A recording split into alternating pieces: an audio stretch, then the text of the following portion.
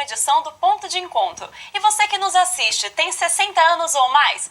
Pois é, se você já entrou na terceira idade, saiba que você não está sozinho. Estatísticas mostram que em breve no mundo, o número de idosos deve ser ainda maior do que de crianças e recém-nascidos.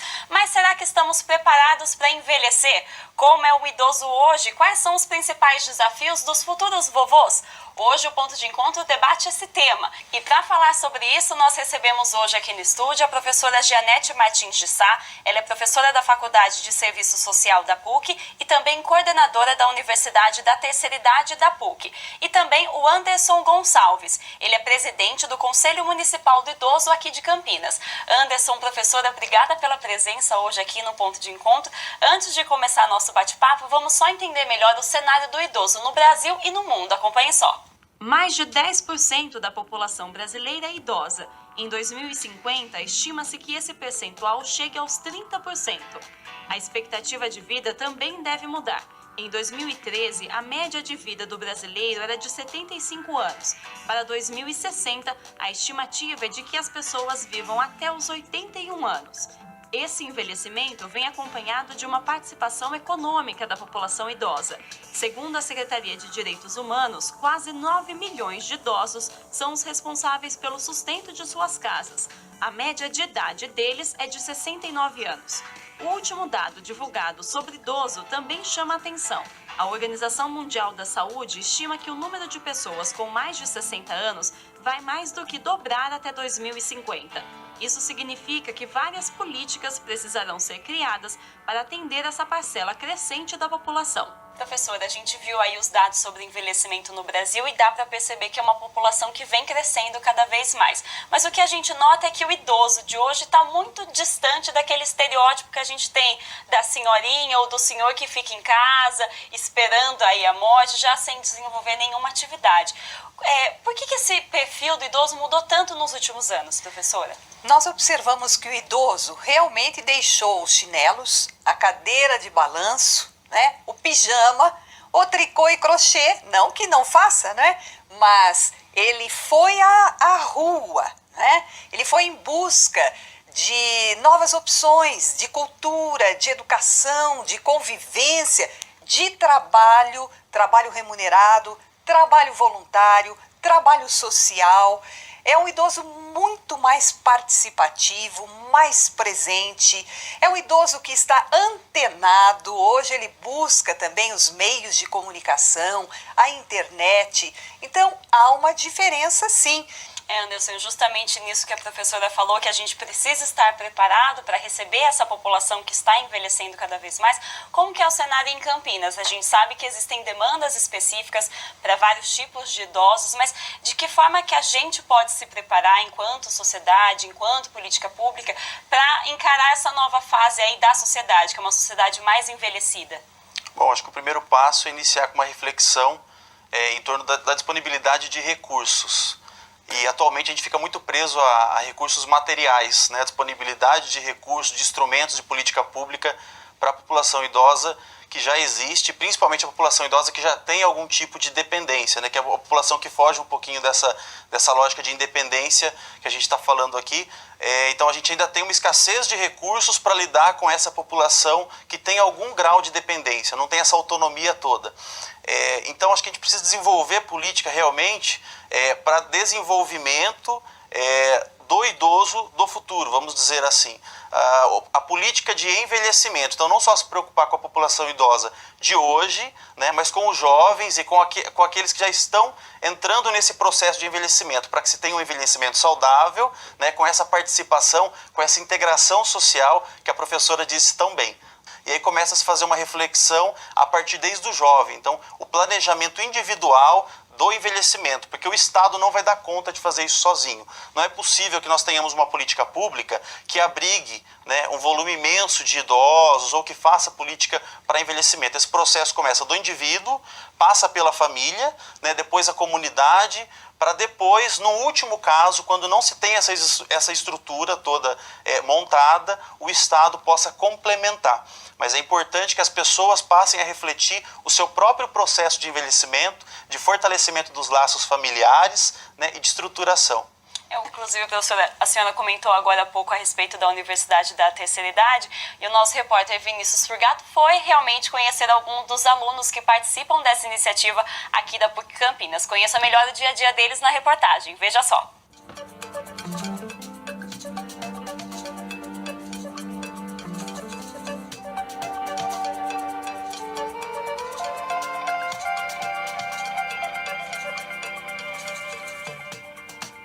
Mente sã, corpo são. A frase popular está geralmente associada à prática de exercícios físicos. Quem a usa, porém, pensa mesmo em manter a cabeça ativa. A lógica não é diferente para muitos idosos. Através da Universidade da Terceira Idade, oferecida na PUC Campinas, eles dão sequência a uma rotina agitada. Você tem uma gama muito grande de temas, professores excelentes, e outra, você está interagindo com o pessoal do mesmo nível, mesma faixa etária. Isso te ajuda bastante, porque você troca experiências, as experiências passadas, vividas, quase todos eles têm uma história para contar, então isso interage, isso aí dá muito vivência, sabe? Você fica vivendo essa... Aí você tem as lembranças do passado, as coisas, mas eu vivi isso, eu vivi aquilo. É muito bom, muito bom. Eu sempre falo, com quem eu encontro, assim, algumas amigas, vamos fazer PUC para não ficar em casa, para ocupar a cabeça. Os idosos que voltam para as salas de aula depois de muitos anos recebem orientações de diversos temas como saúde, política e economia. Atividades físicas também são praticadas. É muito legal, os professores são os amores, todos da PUC, né? E o social também que a gente fez com as amigas lá, a gente faz muita viagem e a gente aprende também muita coisa que eu já passei pela vida e não sabia. Hoje você tem um conflito de gerações, né? Então você veja hoje a juventude, hoje elas estão super adiantadas. Hoje o jovem, meu Deus do céu, a tecnologia veio, deu um avanço tremendo. Então, o pessoa da terceira idade, vamos dizer, né, não pode ficar parado, ele tem que acompanhar. Os depoimentos contrastam com dúvidas frequentes de muita gente depois da aposentadoria. O que fazer a partir de agora? Para alguns, porém, a resposta parece ser simples, que o importante mesmo é não ficar parado. Ana Maria e Wilson, aposentados há 10 anos, compartilham essa ideia. Além da universidade, a dupla mantém os dias preenchidos.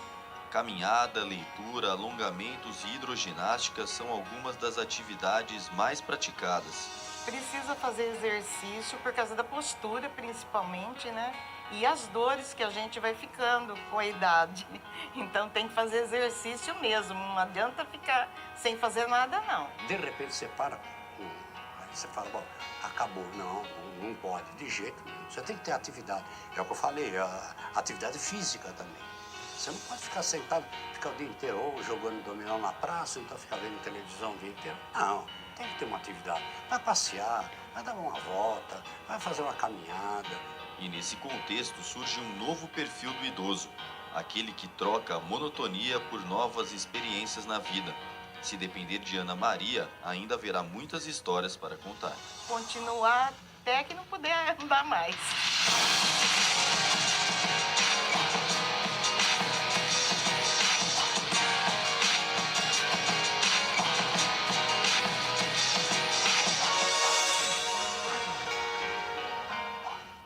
Anderson, a gente viu aí na reportagem que além da iniciativa da Universidade da Terceira Idade, que a professora Janete vai comentar daqui a pouquinho pra gente, esses idosos também desenvolvem outras atividades de convívio social, cultural, que são importantes para eles, né?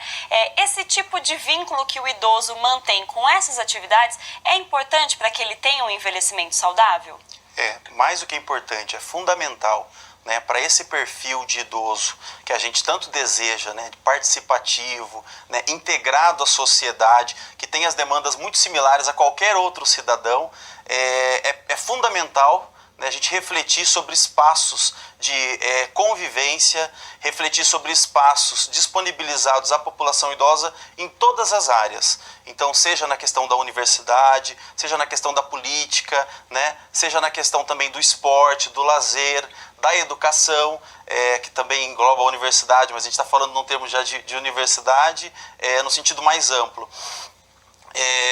Então é fundamental que o Estado, que as pessoas, que as famílias se organizem, né, para que deem possibilidades da participação desse idoso. A gente está voltando agora de uma conferência estadual, onde o tema a ser discutido foi justamente esse, o empoderamento e o protagonismo da pessoa idosa, né, do idoso dentro da sociedade, porque é o perfil de idoso que a gente quer para o futuro. A gente espera, né, ter a população idosa cada vez mais participativo. Então a longevidade vem acompanhada da participação, do protagonismo, do empoderamento da população idosa, contribuindo para a organização social num todo. E aí exige uma reflexão de que tipo de sociedade a gente quer construir para o futuro, né, dando a possibilidade desse idoso participar cada vez mais e respeitando, assim como a professora já disse, né, respeitando essa população idosa. Então isso é algo que vai além, a gente fala tanto de mercado, né, o mercado consumidor da população idosa.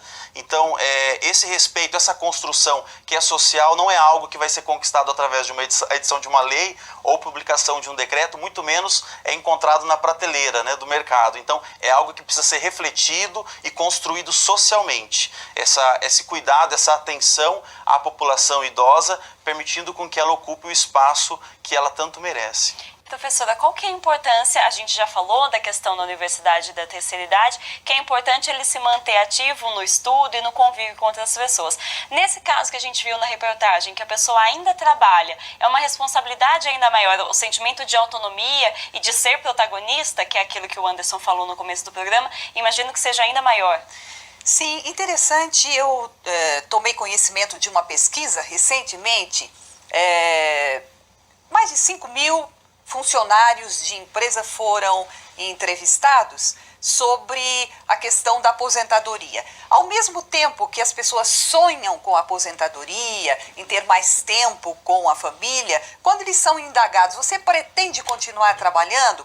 A grande maioria diz que sim, porque eles ainda se sentem ativos, têm força, têm vontade de continuar trabalhando, sentem-se úteis, não é? E isso acaba acontecendo, as pessoas se aposentam e continuam trabalhando, né? Essa é a tendência não só do Brasil, mas é uma tendência mundial, porque a mão de obra jovem também está se tornando cada vez mais escassa. Ainda temos um exército de reserva no Brasil, mas isso logo, logo vai terminar, como no caso dos Estados Unidos e outros países, né? Europeus, Japão, China, temos aí o Canadá também. Alemanha, nossa, os países europeus têm essa dificuldade. Então a tendência é que o idoso permaneça por mais tempo no mercado de trabalho, ou por opção, porque se sente útil e quer continuar trabalhando, ou por necessidade, porque já já essas pessoas vão ter que ser recontratadas como assessores em dias alternativos, não é?